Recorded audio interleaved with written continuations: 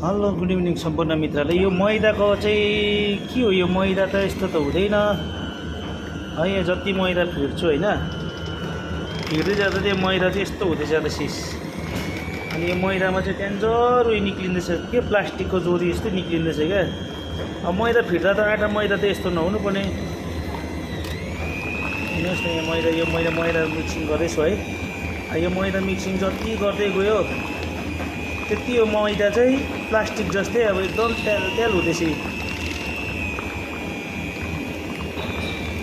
अनि अब यो म देखाउँछु तपाईँहरूलाई मैदाबाट निक्लेको हेर्नु ल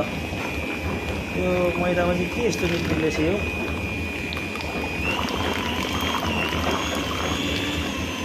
डोरी जस्तै निक्लिँदैछ पुरा मैदामा चाहिँ अब हेर्नुहोस् त यो मैदा चाहिँ अब यो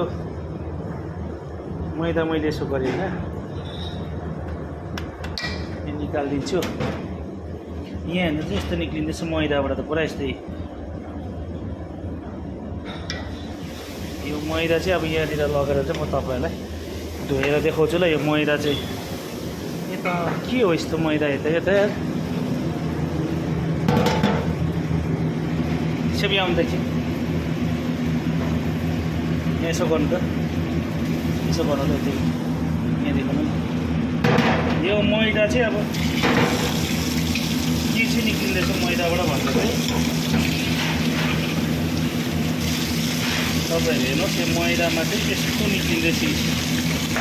के यो चाहिँ डोरी हेर्नु त मैदामा त यो मैदामा चाहिँ यस्तो निक्लिँदैछ भेट्दाखेरि चाहिँ के हो यो मैदा त यस्तो हुँदैन होइन र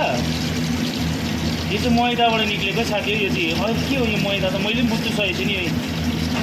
च्याकी यो चाहिँ प्लास्टिक जस्तै छ यो मैदा चाहिँ यो मैदा चाहिँ यसरी धुँदाखेरि चाहिँ हो यहाँ देखाउँदैछ यहाँ पुरा यो त टर्की यस्तै निक्लिँदैछ मैदाबाट चाहिँ पुरा धागो जस्तै आहा मैदा त लु यो त कहिले यस्तो त निक्लिँदैन मैदाबाट त यो त यहाँ हेर्नु दिनेछ यहाँ आउनु न तपाईँले यस्तो मैदा देखेको थियो यो मैदा त हेर्ने कि